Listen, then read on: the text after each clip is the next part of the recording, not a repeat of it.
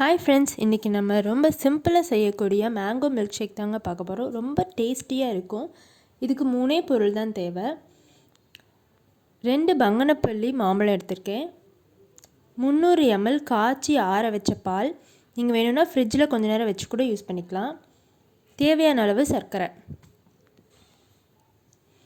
இது 3ஐயும் நல்லா மிக்சியில் அரைச்சி எடுத்துக்கோங்க.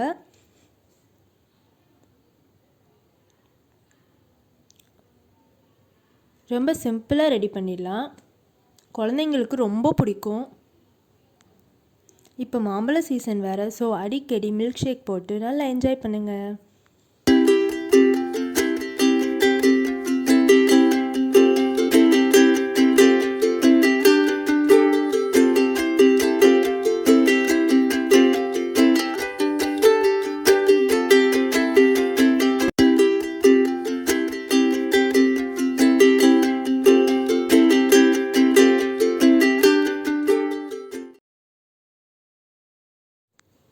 Mango milkshake ready.